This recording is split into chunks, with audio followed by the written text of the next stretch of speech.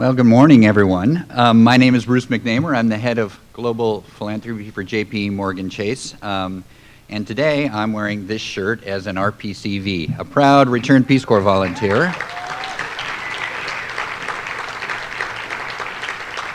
And I thank God for the chance I had to be a Peace Corps volunteer. You know, for me, it was kind of one of those stereotypical Peace Corps experiences, and that I think in two ways. One, stereotypical in the way you might imagine. I lived in a hut in a very remote farming village in the northern part of Paraguay.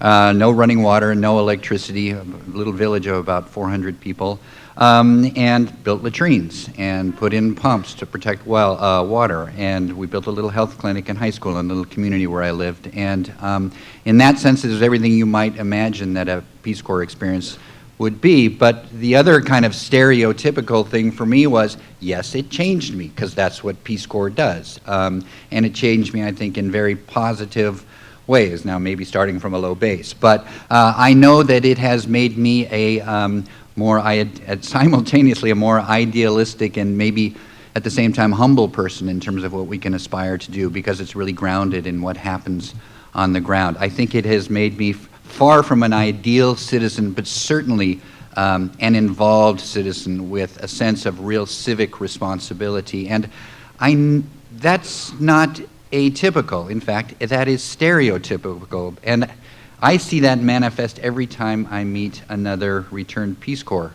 volunteer. I know something about them.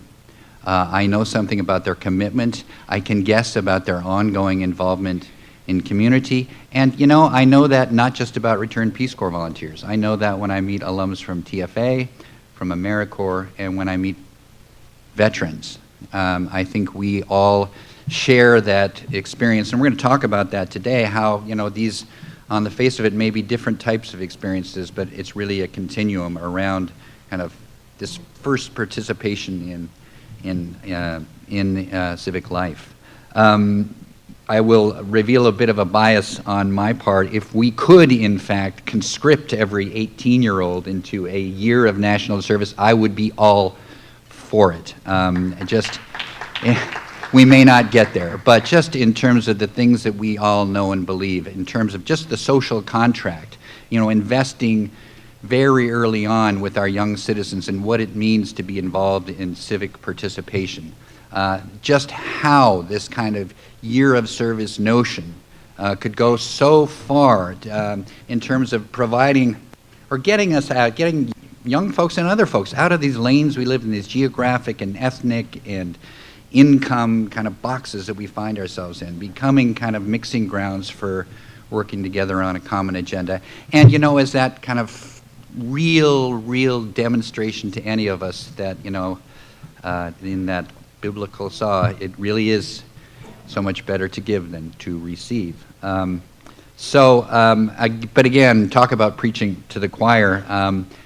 At JP Morgan Chase, we're very involved in kind of civic participation in many ways, certainly in our banking activities. But and let me just cite though a couple. One around our long-standing and ongoing support for veterans and military families. My colleagues, Maureen Casey and Todd Bauer, are here today. Many of you know them, I know, because of their kind of involvement in the range of activities we engage in with veterans. I would cite our ongoing work with many of you with the 100,000 Jobs mission, with our sponsorship for the National Conference on Volunteering and Service, where with Points of Light we've really focused on how we incorporate veterans and military families into ongoing opportunities for continued service. In our Chase Community Giving, where with Team Rubicon, I know you're here, our support for you and your great mission, many kind of philanthropic undertakings with many of the organizations in this room that include veterans, and with our recently announced joining together with Joining Forces, a White House initiative on supporting veterans, and our own $20 million commitment to that. But we, you know, beyond kind of veterans, our own employees are fully engaged in volunteering. Last year, about 500,000 hours of community service from JP Morgan Chase volunteers. And then at the firm, our support for the startup and you know, the events here today as one of the sponsors for the Franklin Project. So we do support service in many ways, and that because so evidently there are so many ways to serve. And that is, in fact, the subject of our panel today. And let me welcome then to the stage our panelists. They are Nakeisha Neal Jones, who is the Executive Director of Public Allies DC. Stan McChrystal, whom you know, but the General and Chairman of the Franklin Project Leadership Council. Wendy Spencer, who is the CEO of the Corporation for National and Community Service. Pete Chiarelli, former Vice Chief of Staff for the Army and the current CEO of One Mind for Research. Chris Marvin, an Army veteran and the Managing Director of Got Your Six, and David Gergen, who himself is a Navy veteran and is a professor at the Harvard Kennedy School. I hope they're mic'd up and ready to go, but would you please welcome our panelists? How do you want to go? Where'd you go? How do we get out of here?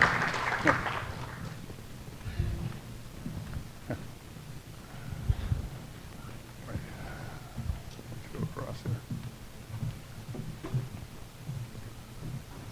Well done.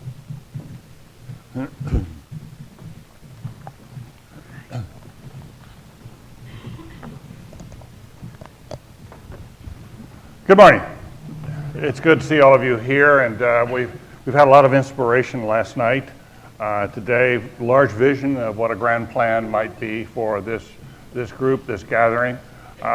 This morning's panel, we're going to try to get down a little deeper about what actually can be done, what might be encouraged, what steps forward more concretely if we could, and with a lot of emphasis, as you're going to hear throughout this summit, upon the importance of partnerships, collaboration, alliances, the notion of a grand alliance, but every organization is going to be encouraged to work more closely together, to thicken relationships.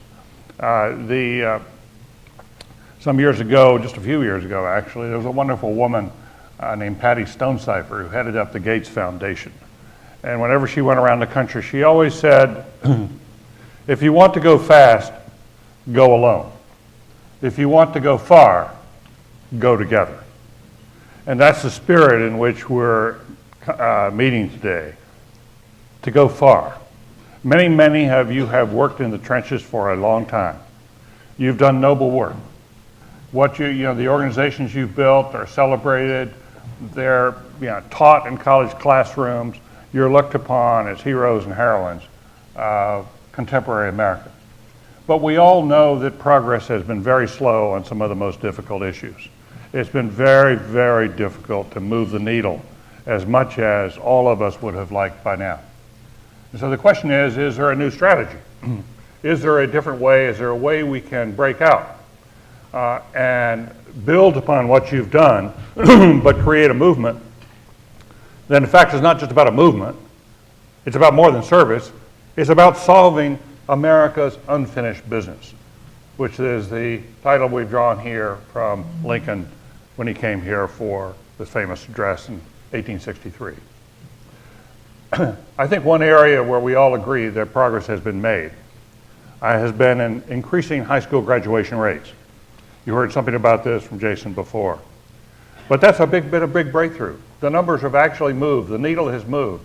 And that needle has moved because so many of you here have focused on the high school dropout problem. You've gone into the communities.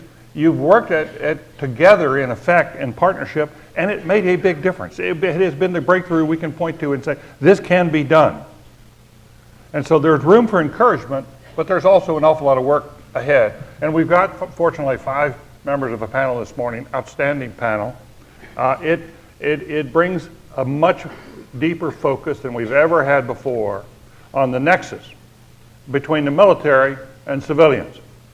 The military is the new great big 800-pound gorilla that's come to the party. And it makes a huge difference. So we've got 2 retired generals here. They're hardly retired, but they have left the military. One who has been commander of forces in Iraq, and the other has been commander of forces in Afghanistan, and also ran JSOC. What better representation can you have and an affirmation of how much this means to them, the idea of equating service in the military with service as civilians. We have someone who is building a bridge between the military and civilians, a military veteran who's now building a bridge to the civilian world. We have someone who's come out of Public Allies, who did a wonderful job there as a member and now has moved up as an alum to run Public Allies in Washington. And of course, Public Allies is famously associated with the First Lady from her time in Chicago some years ago. And we have someone who's come from Washington, and I'm going to ask her to start because it's so interesting. She has the unusual distinction of working in Washington today as everyone's favorite Republican. Everyone's, because she's getting things done. And it is enormously important that she has been seeing how to have partnerships, how to spark across agency lines, how to take the federal government, which does not move easily. We've all learned that with the VA, and by the way, our two generals have both been prominently mentioned as the next head of the Veterans Affairs Department, second largest federal agency in the U.S. government. Wendy Spencer has been moving to government already. So Wendy, help us kick off here. Tell us about what you've been trying to spark, the kind of partnership you're trying to build, and how well you think this whole idea of alliances and partnerships will work. How do we make it concretely work? Great. Well, thanks, David, and I do have some news I want to share with everyone to get us started today. But first, I want to give you the sort of the platform of where we are today. 20 years ago, AmeriCorps was started when the first AmeriCorps member was inducted in September. Since then, over 800,000 AmeriCorps alums have graduated successfully. 800,000. It's amazing. So there are 75,000 AmeriCorps members serving today, and along with 315,000 senior Corps volunteers, combined they're serving in 60,000 locations across America. Now what that means is where I go, I can step outside just about any door in America and holler down the street and ask AmeriCorps, Senior Corps, are you out there? And somebody just responds back, yeah, I'm over here. Now I'm going to give this a shot and just see if there's any alums or AmeriCorps. It makes me nervous because I could get embarrassed, but if you're out there, AmeriCorps or Senior Corps, are you out there? Amazing. It's great. I love it when that works. So I'm thrilled to be helping lead this movement, and it's very exciting. So we will do our part. You know, the goal here is to bring opportunities to young people to serve, and also persuade young people that service is of value to them as a person and to the communities they're serving in. So we want to think creatively. We're very, very grateful for the budget we have to place 75,000 AmeriCorps members in positions serving our country today, but we want more. We're greedy. We want opportunities for several 100,000 AmeriCorps members who want to serve. And we also have great requests, millions we can't fund because we don't have the resources for it. It's a good problem to have because there's desire and they know the connection. But we've got to be creative. So today, what we want to do is offer, thinking creative, we want to offer up to $30 million in AmeriCorps Siegel Education Awards to get us started, to place it out there for creative ways to think, how can we enroll, and this will be about 8,000 AmeriCorps members. How can we enroll more AmeriCorps members, and how can we do it in a streamlined way? And the example I want to put in your mind, so you can think about how you can participate in others, is a partnership we're doing today, we just started, with the City Foundation of the Citibank Foundation. So they came to us and said, Wendy, there's a problem, we need to connect opportunity youth from low-income communities, connect them to career opportunities, to technical support, to college support. So here's the vision.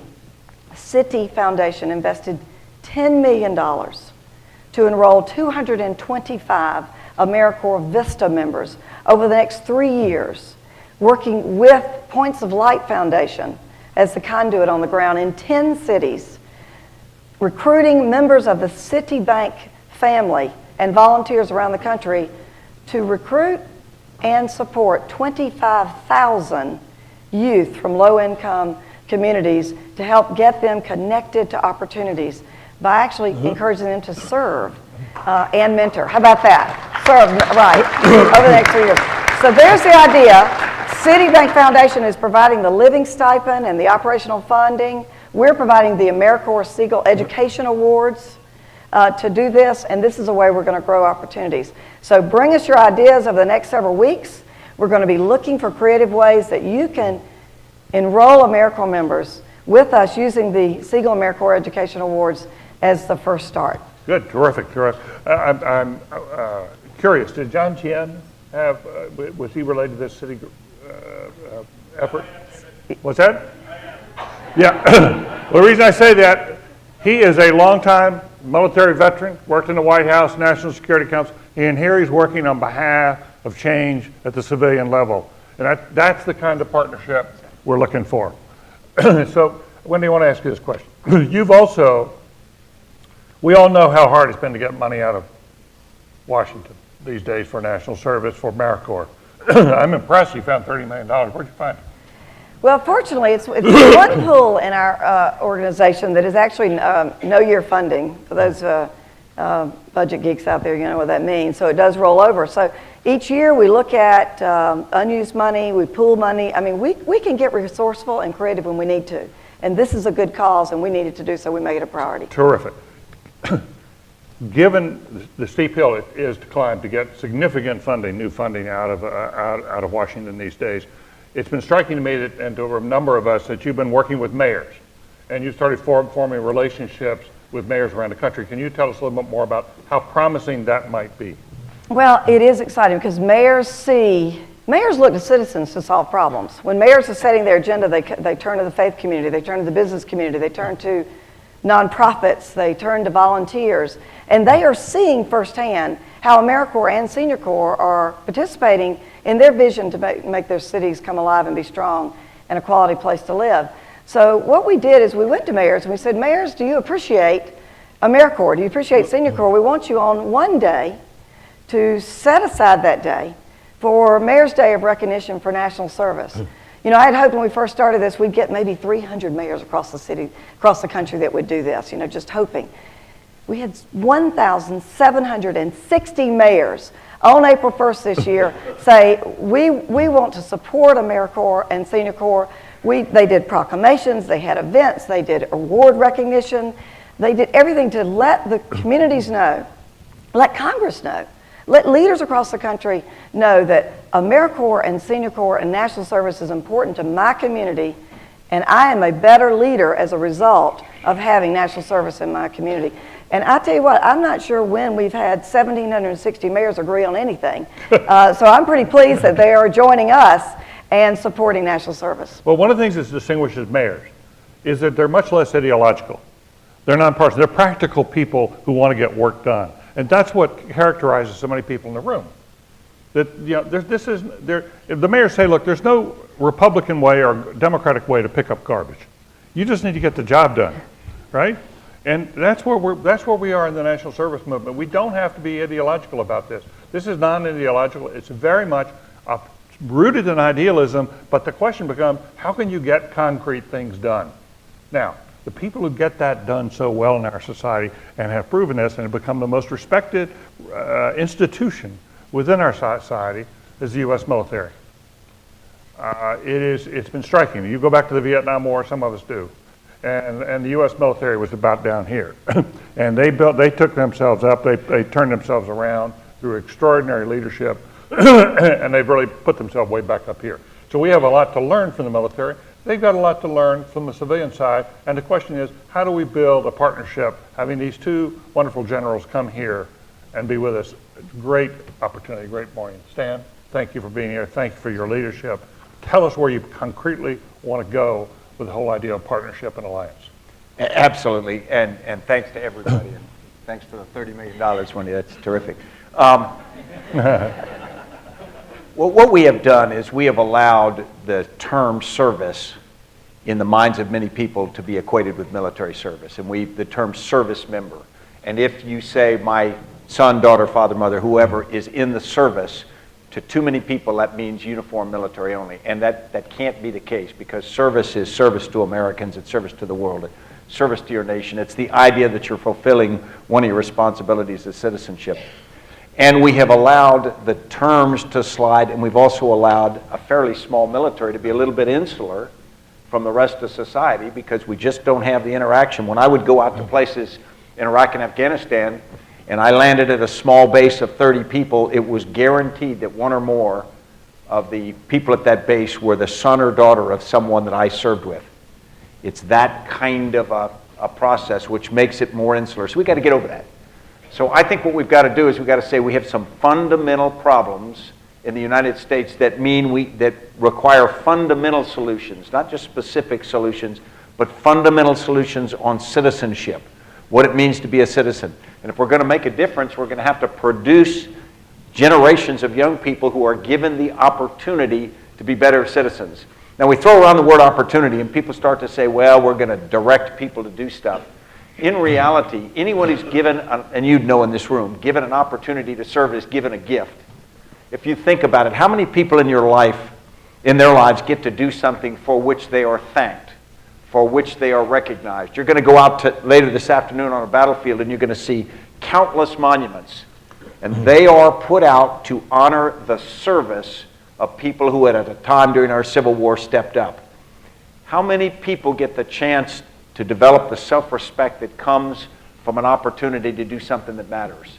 And that's what we owe. And so I think at this point what we can do is very practically we can start to meld the experience that you have had, many of you represent here on the civilian side, and then many of you here that represent from the military, and some both, start to pull those together, because only in a coalition are we going to make a difference. Only in a coalition from all the organizations, to include now military and former military, are we going to get this thing over the hump. It's just too heavy a lift without that. There's an analogy that you've made before between your work now with this effort on national service and your experience as JSOC. Can you just give us a minute on that, because it's really revealing. Yeah, I don't want to bore people with it, but when I took over command of Joint Special Operations Command, that's America's counter-terrorist forces. That's Delta Force, SEAL Team 6. That's certain units pooled together to create a very high-end capability, and that's what they've done. And inside of that, each of those organizations was wonderful. Tremendous people, completely focused, but a bit insular. And they had their cohesive culture that made them strong, but it also made them tribal. And so as a consequence, when we tried to pull that organization together to be a fully synergistic thing, there were challenges to that.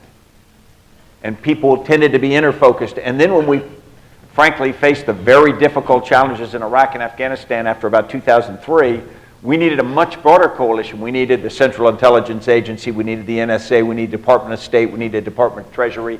We needed all of those things as part of this team. And everybody came with their own habits, their own cultures, their own funding, their own terminology, and yet you couldn't succeed without them. And it was only when we all came to the calculus that said, we can either do very well for ourselves or we can succeed in the wider effort. And it's only when people said it's more important to succeed in the wider effort than to protect our internal equities that we really got over the hump. It was a cultural shift. It was painful, but it was essential. But it was a cultural shift toward a partnership and a very strong working network. Absolutely. And the big analogy I used to use is your batting average doesn't matter. What matters is where the team's win-loss record is. And only when people start to make that change. And so it was a very significant change for me as well. That's what you envision here. That's exactly what I envision. That's what I think.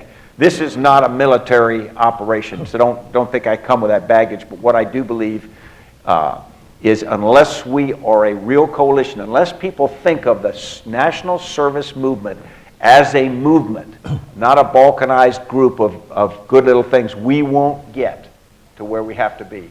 People have got to view this with a common terminology and a common sense that this is something that has real gravitas.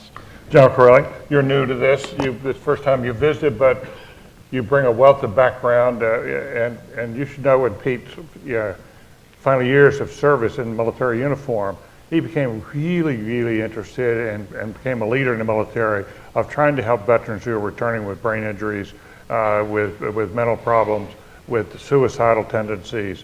And he's continued that work now as a civilian. We welcome you here, sir. Your impressions as you come into this and have begun to hear this argument.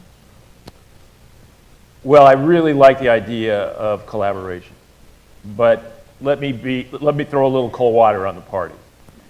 There's a tendency of organizations that are pulled together like this to either collaborate or start to build the silos.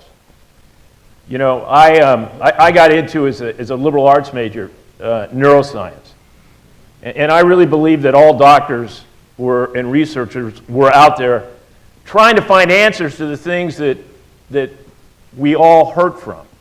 And in particular, in my area, it was traumatic brain injury and post-traumatic stress. And as I learned more and more about this, I found out that these diseases were connected to other diseases, such as Alzheimer's, dementia, MS, Lou Gehrig's disease, Parkinson's.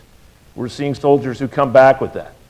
And I really believe that all those scientists would work together, that researchers would share their data and work toward a common goal to see if they could not find answers, better diagnostics and treatments. But that's really not the way the research community is set up. We sit in a college here. That's not really the way academia is set up. And I would just argue that successful movements like this have to be built around collaboration, about knocking down the silos and going back to your opening comment, that if you want to go far, go together. How can you make that a little more concrete? What kind of relationships might be developed among veterans and civilians that would strengthen things? Should the civilian community really join up and be doing more with veterans? Mission Continues encourages veterans to get out and work in communities. Well, now that I'm out of the Army, I can say things that probably are impossible to do, but the kinds of things that I would think that would be very, very helpful. I really encourage you in the 2 days we're here to take some time to get to know Lieutenant General retired Ben Freakley. Ben ran Army recruiting, and he knows more about this generation than anybody. And I'll never forget when he walked into my office the first couple of weeks I was vice, and he said, you know, less than 1/3 of Americans qualify initially to join the military. For some reason, all our different reasons, less than 1/3 are available in that pool. So we have to recruit from that 1/3. Now, I've got to believe that on a day-to-day basis that there are plenty of the 2/3 that walk into recruiting stations who want to serve their country, but for some reason are not qualified. It would seem to me that there's a natural married, partnership there where you could, in fact, use Army, Navy, Air Force, Marine Corps recruiting stations as an opportunity to expand to all national service. Mm-hmm. Terrific. Nakeisha, you've been sitting there quietly, but you're anything but quiet back with Public Allies. Tell us where you think Public Allies fits in. You've got the whole idea of partnership among Public Allies. What kind of relationships are you building beyond the organization with other organizations? Public Allies has always been about leadership. And through our relationship with AmeriCorps, we've been able to deepen that work. But really this idea that everyone can lead, that leadership is not just one person who is saying, let's get up and go. It's really the actions of many that help lasting social change happen. So we've always been about deepening relationships within communities, helping people within communities that are traditionally served see themselves as being able to serve others, and giving them tools and a network to be able to do that work for the long term in a really deep way. Mm-hmm. And in terms of the relationships, I would say that, so we are in an AmeriCorps program in DC on the ground, and we are committed to building local leaders. And so it'd be really easy for us every year to say, we'll accept everyone who applies to Public Allies online, or we'll accept a large number of those people because they want to come to DC, it's an attractive place, and they're applying from all over the country.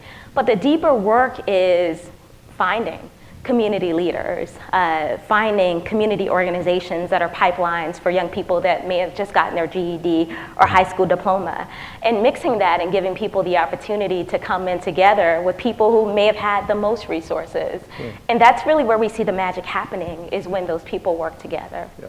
Do you raise funds? Do you engage in fundraising? Yes. Do you do anything else other than fundraising? So, you do a lot of fundraising. Yes. So how realistic is it? One of the concerns, sensitivities here, is if social entrepreneurs, nonprofit organizations begin joining up, partnering up, and they try to go seek funding, whether they're going to be competing with each other or whether they're going to reduce the funding to their own organization if they go out with somebody else. How much of a tension do you see that as being? It's always been a tension. It's a tension right now, but I do see a lot of movement. There's a lot of work now around, at least a lot of talk now about collective impact, and a lot of work that's being done on the ground around collective impact. And I think that by funders being a part of that conversation, it does encourage people to work together when there is a larger goal that's bigger than you, bigger than your organization, but really about a change at the community level. And funders are coming to the table and saying that there's an incentive to work together to achieve that goal, then it's something that's been really helpful. Yeah, good, thank you. Chris Marvin, military veteran, you're now trying to build in Have Your Six. You might explain what Have Your Six is. An interesting, nice term. Yeah, so in the military, got your six means I've got your back. Got your back. That's right. Well, where does it come from? It started with aviators in World War I, Right. but then it extended to all types of forces. At 12 o'clock is always in front of you in the military, 6 o'clock is to your rear. And if you were flying a plane in World War I, I've got your six. somebody means was in the plane behind you. I'm making sure there's nobody sneaking up on, in the blind spots. Right. Yeah. But it means for the civilian military relations, it stands for the values that veterans bring into a community, right? Right. So it stands for loyalty and teamwork and trust, and it means that we're all in this together. And so we extend the term Got Your Six into communities as a way to show both the values that veterans are bringing and the ability for the civilian community to behave in that way as well. Mm-hmm. Stan, do you, to go to this kind of work, there's been some talk here that if the military budget were to come down from 600 to 500 or something like that, why couldn't $1 billion or $2 billion of that go into national service? I'm hearing that there may be some support for that proposition among generals and admirals. Yeah, I certainly can't talk, for everybody, but I know that there are a number of people who believe that if we're going to address national problems and we're going to put money where it has big impact, things like national service, America's got enough money. I mean, we pretend that we don't. We've got enough money. It's where we spend our money. And if you talk about the impact of programs like what Wendy runs and all, long term, I think there's a huge support from many people in the military that says if you're going to put money to fix people, because the military is a people business, there's a sensitivity that this would be money well spent. And you think the veterans, how do you think the veterans would respond to that idea, Chris? I think that veterans, we've talked about this a lot, I think all the way back to last year in Aspen, the role that veterans can play Right. in this entire movement. And I've been thinking about it a lot leading up to this panel as well, particularly as it relates to the civilian-military divide. I do my best thinking in the shower, and I'm always afraid to tell people that because then it means I was thinking about them in the shower. But I was thinking about all of you in the shower this morning. And what it made me realize is that the civilian-military divide actually plays a detrimental role to the national service movement. And sort of riffing off what General McChrystal said, service and sacrifice is someone else's job. Right? So if you're not in the military, if you're not a military family member, service and sacrifice is not part of your right or passage, your ability to be a citizen. Right? It's not always been the case, but it is now. A lot of people talk about the civilian-military divide as the 1% who serve in the military, reserves, and National Guard and active duty. That's not really what the civilian-military divide has been over the last decade. The civilian-military divide is caused because we haven't asked the civilian side to do anything during, 13 years of war, right? And so because of that, the civilian-military divide has become a detriment to the national service movement. We hear a lot, veterans hear a lot that we are the new greatest generation. And I kind of take exception to that because we are a small portion of our generation and we can't do it alone, right? My grandfather was part of the greatest generation. He served in Europe, but so was my grandmother. If because she served here at home. So if we're going to create a new great generation, we have to bridge that divide, and it has to be civilians and military side by side. But if we don't start to shift the perceptions of what service means, both what it means from a military perspective and a civilian perspective, also that there are positive attributes that come out of this, then we're never going to get there. Right? And so I think what I thought about most prominently in the shower is that veterans are better citizens than the average American, right? We are half as likely to be incarcerated, and we're twice as likely to volunteer in our communities. And we're going to work on some studies with NCOC, who's in the room, to prove other things, like we're more likely to vote, more likely to take our neighbors' garbage cans back if they blow away in the wind.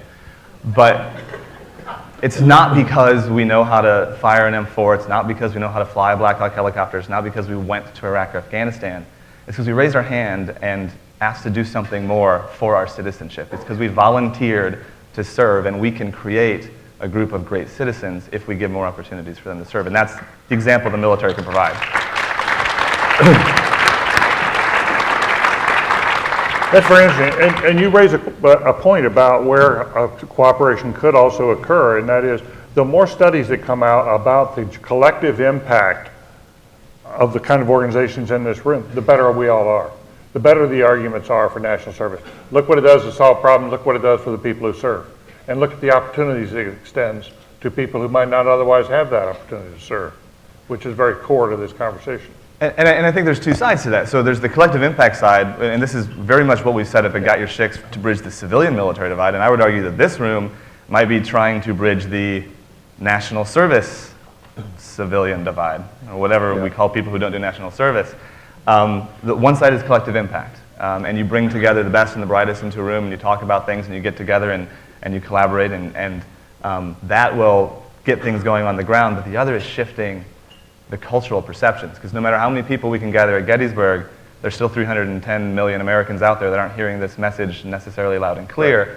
So what vehicles can we use? And so, Got Your Schicks has been able to leverage the work of the Mission Continues and Team Rubicon, who are both in the room today, and take those stories to the entertainment industry and get them to change the way they're portraying veterans on film and television. And Service Nation is working on something similar for the national service movement. So they can actually be working on script integration, working with content creators, so that we're broadcasting the message that we hear here across televisions across the country. We're shifting the cultural perceptions of what it means to serve, and that will create that cultural expectation that we're looking for through the Franklin Project. Mm-hmm. Yeah, one day I was struck by reading that in World War II, the greatest generation, 16% of the population served. 16%. And in these wars, we've had, 1 to 2% total, if you look at the whole thing. So, but if you took that 1 to 2% we have now on the military side and add another 5 to 10% on the civilian side, you would have the makings of another great generation. Well, the Army grew from 300,000 pre-World War II to almost 8.5 million at the end of World War II. Yeah. In this war, we started at 480 and we grew to 570, and then immediately started taking it down. So the difference in numbers, and we fought it for 13 years. So the difference in numbers and concentration and focus are really there. Mm-hmm. That's it. Well, and what we're finding is there's a great connection between our veterans and national service. Veterans make outstanding AmeriCorps members. They bring a great skill set, they're organized, it's really, really a great connection. But we're also able, as a national service movement, to give back to veterans. We also provide a pathway. The transition is not always easy, coming back from war to civilian life. Some do better than others. But national service can be sort of that leap year, if you will, that connection to gently bring them back into community in a way that they're familiar with, serving their country. So it's a benefit to the community who has an AmeriCorps member who is a veteran. It's a benefit to the veteran. There's great connections here. Yeah, if they work side by side. It's wonderful, yeah. To blend in civilians with veterans. That's the beauty of national service is, and we've had some conversations recently about this with some great world leaders actually, about what causes peace in communities. What causes tolerance? Serving alongside for the greater good with people different from you. You become more tolerant, you understand their perspective, you start to understand where they come from, different faiths, different demographics. And we have programs that deliberately blend young and old, people from different walks of life together on teams to serve together, and they make great teams. Right. There's research that says if you get a group of people of different religious backgrounds and faiths together and try to have 2 days of conversation of how we can reconcile our views on religion, you may well wind up with a lot of tensions in the room. But if you get them out and have a weekend, they go and build something, they do a Habitat for Humanity, at the end of those 2 days, they're much closer together and they feel much more reconciled. And it's the working together that makes the difference. And coming together from different backgrounds, you don't have to talk about it, just go out and do. That's right. And get the job done. We're going to open this up. To anybody if anybody out here has a question, we can keep talking up here among ourselves for a while. Are there questions out here that you want to raise? Is there a mic? I don't know how this works. Do we have a microphone here? There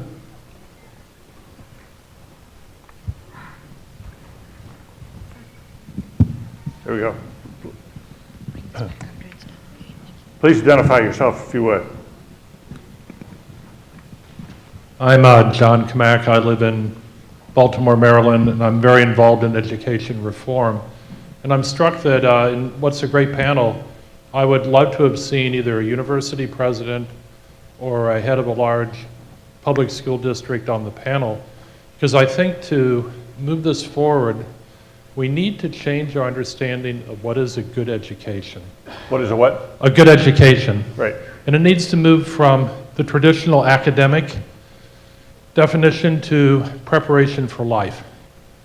And in preparation for life, it is that you're exposed to experiences that challenge your assumptions, develop your capacity to be socially, emotionally collaborative with other people, to deal with complex issues.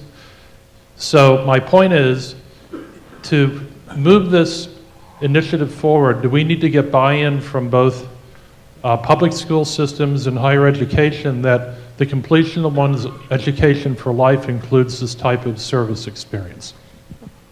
It's an interesting question. Stan? Yeah, I mean, I couldn't agree more. We got to look at the education part, but we got to build it in an expectation. I think, and we talked earlier this morning with some people, if we started socializing to young people that this is an opportunity that comes to you about the time you come out of high school, they start thinking about it, then it becomes a natural option that they seriously consider. Guidance counselors lay it out, recruiters have it available. And I don't think it's on the table enough right now unless they happen to know somebody who has. So I completely agree. And it's also true, isn't it, that if you have that year of service before college, you become a much better student. It's certainly true that after college, or along the way, if you have a year of service, whatever you're studying, you could be studying for a skill. People tend to have much, much higher results.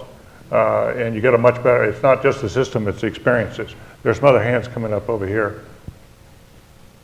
Who's got a microphone? You got the microphone? I got the mic. You got 90% of the laws. My name is Bill Byron. I was on the original commission on national community service, set up by President George Herbert Walker Bush with the assistance of Greg Petersmeyer. So I've been around the thing for a long time. I'm a World War II veteran. That is background. As we're getting more precision now than we had last year at Aspen on what we want to do, a question that occurs to me is the emphasis going to be on that year between high school and college, or that year between college and career? You know, we talk about both, but I think for the sake of the precision and clarification of the movement, some decision ought to be made as where the emphasis will be. Yeah, I can take that. Where we are right now is we put a window from 18 to 28. And so that obviously involves right after high school, a lot of young people that we really want in service are not going to go on to college. They're going to go on to something else. We also have opened it so that someone coming out of college or even coming out of their first employment, like the service or something else, could do it up to 18 or up to 28 years old. We've bracketed it there, although there are many great programs, older and younger, because this is focused on the problem of creating within that generation something that carries with them for the rest of their lives. So we're trying to have enough flexibility, but it's a good point. The answer is both. Yes, sir. Yeah, well, Tufts is 1 plus 4, the new Tufts program, but there are other programs that are 4 plus 1. just want to add something to that. Sure. And the first question as well. Really, there are conversations now that are happening on the ground between AmeriCorps programs and community colleges. I know with Public Allies, we have a couple of sites that have moved forward and are talking to or have actually gotten community college to give college credits for the AmeriCorps apprenticeship experience. I think that's something that we should explore on a broader level. It might not be something that is as valuable to college graduates, but for young adults that come to us that don't have a college degree, it does let them know that they can do college level work with rigor. And then also just on the ground, as someone who is working with both populations, young adults who have just gotten a high school diploma or GED, and young adults who have graduated from college, it's because the economy has changed. It's just taking a lot longer for young people to launch careers. So an experience like this, even if we wanted to work together and maybe have different groups that target each population, I agree that support is needed for both because young people are launching their careers later to 30, closer to 30, and it used to be much younger than that. Wendy? And fortunately, there are 152 colleges that match the Siegel AmeriCorps Education Award when you graduate as an AmeriCorps member and get our college scholarship, which is right at $5,645 today and increases each year. That is a great incentive to go and help fund your education even more. Please. Hi, my name is Shane Cook. I'm with the Code of Support Foundation. We're a veteran service organization based in Alexandria, Virginia. I'm currently serving as an AmeriCorps Vista with the foundation, and my question is, we've discussed, I think everybody's kind of touched on, that it's a privilege to serve, whether it's in the military or in the civilian side. And by that, I think, to me, it's a privilege that not everyone has the opportunity, right? So we're all here talking about how we can expand positions for service. I mean, we get tons of applications for a AmeriCorps position we have open right now every day, and we're only going to fill one. But on the another side of the coin is, I also feel like I'm slightly privileged to be able to serve because I'm from a middle-class family. Right now, when you know, the AmeriCorps salary is not a ton. It's a year of sacrifice. Right, it's a year of sacrifice. But I find myself all the time, as most of my friends that are Vistas, they've either saved money before they did it. I mean, my parents still pay my cell phone bill. But how can we open this up to maybe lower income communities? Because for me, if I didn't have at least sort of a little bit of a helping hand from my parents right now, I really wouldn't have been able to do this year of service. So if you guys could talk about maybe some ideas for how we can improve that and how we can really expand it so that it's not just a privilege, that sort of everybody has the opportunity.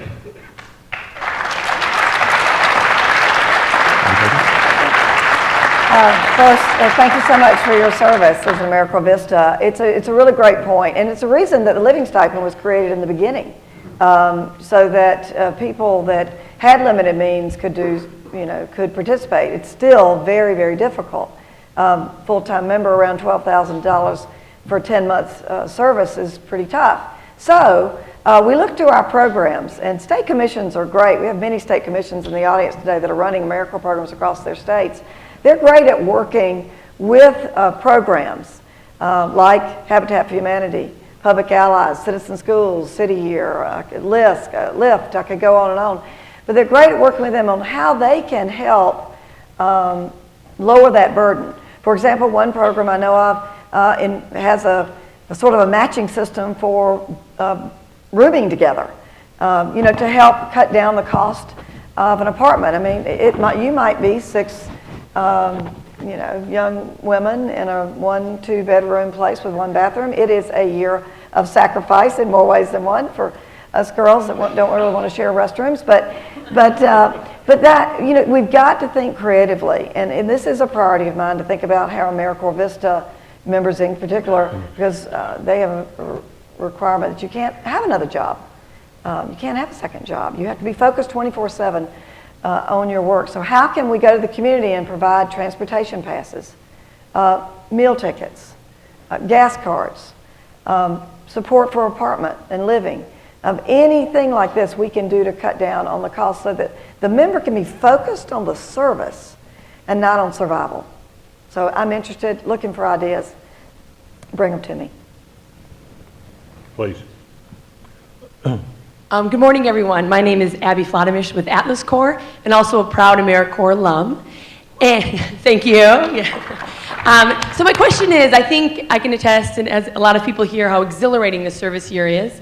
And there's also a big question when you go beyond, and what do you do next is always on people's minds. And so I'm curious, what do you all feel the role alumni play in these type of programs? In addition, what can mentors do both during a service year and beyond so we strengthen this experience, and so it's not just about that year, but it's all about this holistic professional development, and not only when you're in it, but what you can do to support it once you're out of it as an alumni. So alumni and mentorship. Wendy, I'm really glad to get that question. You got a 20th anniversary coming up. You got 800,000 alumni of AmeriCorps. Is there an event planned, a celebration? Thanks for the softball on that. Thanks for the softball question on that. It's great. On September 12th will be to the day, 20 years to the day that President Clinton raised his hand and asked AmeriCorps members to give their oath for the very first time. So on September 12th this year, in all 50 states, there will be activities. We've invited all 4 presidents that have participated in creating and supporting AmeriCorps to raise their hand, the 800,000 plus AmeriCorps alums, the 75,000 new AmeriCorps members who will be raising their hand, and do a re-pledge for the AmeriCorps members and a first-time pledge for the alums and a first-time pledge for the AmeriCorps members at the same moment in time across the country. It's pretty exciting to do. But to your question, employers of service, something that the AmeriCorps alums, the Franklin Project is focused on. We're trying to help. This is a way, can we go to corporate America, to large employers, and say, would you maybe put a box on your application that says, have you served in national service? Please explain.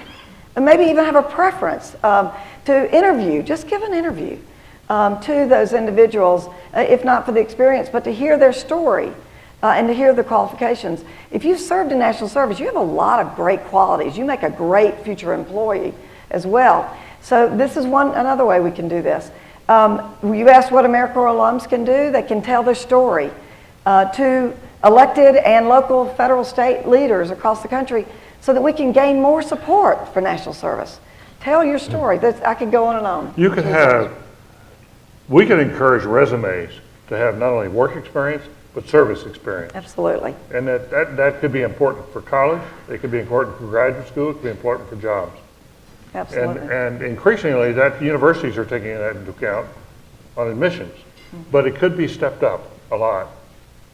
It's an interesting question. Wendy Kopp has discovered that the alums for Teach for America are really foundational for the effort that's going forward with Teach for America. Is there a way the AmeriCorps alumni, beyond taking that oath, can actually become sort of an alumni group, an organization? They communicate with each other, they become a force, they become a block, in effect, of people who can really make a difference. 800,000 is a lot of people. First join AmeriCorps alums, and we're here today. Yeah. It is a national organization, and there are chapters in cities and communities across the country that have AmeriCorps alum chapters. So they're serving together, they're volunteering alongside current AmeriCorps members and others. They're fantastic individuals and leaders now in communities. Great. So AmeriCorps alums is a great plug for you. We're starting to get the hook. We only have one more question. I'm going to ask Dan to have the final word.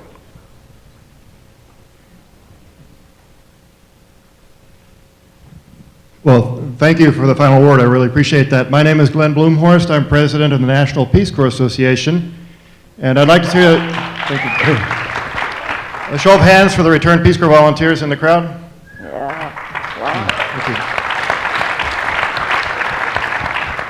And I represent more than 220,000 returned Peace Corps volunteers. And the reason we call them returned and not former is because those Peace Corps volunteers continue to serve their country in service and outreach and communities here in the United States and abroad.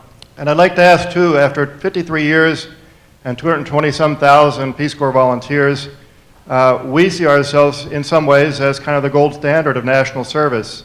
How do you see how do you see the Peace Corps in the context of national service, but in the work performed in the international arena, being a part of this dialogue? Thank you very much. That's good. Stan, why don't you take that question and offer a wrap up? Because we have we'll keep moving and close end it up with you. Absolutely. We see international service like Peace Corps absolutely integral to this.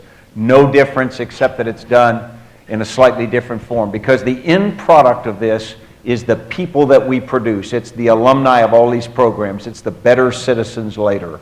And so I think that it's critical. You talk about being the gold standard. That's something we want to leverage. Let me make a comment to everybody here. Before you go on a combat operation, you get people together and you brief what's going to happen. And it's very easy to get the privates to do what you want them to do because they just do it. It's easy to get the officers to do it because that's sort of the way the hierarchy works. The people you have to sell are the sergeants. And the sergeants have been in combat before, and they know that you're asking them to go out there and do it again. And so as a consequence, but their body language is sort of funny. It's kind of like a lot of yours today. It's kind of like, show me. And, you know, it's funny. My granddaughter was born last night. But I... Hey! What are you doing here? Yeah. But I wasn't. And my middle name isn't Pollyanna. And you're going to hear me a lot of times emphasizing the positive here. We can do it. All this sort of thing. And every once in a while you're going to say, well, that guy doesn't understand how hard this is. Yes, I do. We all do. But you know, if we all look at this and go, it's too high, it's too dark, it's too wide, we've tried before, we can't do it again, guess what? We don't do it. The one thing I do know is we can't do it alone. The one thing I do know that if we don't pull together and become a big enough force that cannot be ignored, and if we don't get young people to be part of that force, and in the fore of that force, to be the public face of that, demanding this opportunity, then it won't work. But it can work, and the reason it can work is because it has to work. Look at our nation. Look at what has to happen. We know the effect that service has on people, and we know the essential difference between success and failure is the quality of your people and what's inside them. And we know that when you give people a chance to serve, what's inside them is better. So we should argue amongst ourselves. We should say, how are you going to pay for it? We should do all this kind of stuff. But we should make two decisions. The first is, as a group, when we say we and when we talk about this, we should be absolutely irrepressibly optimistic. It can, it will, it must happen. And then the second part, we ought to also say, and a lot of people think in every meeting, what's this going to mean to me and my organization?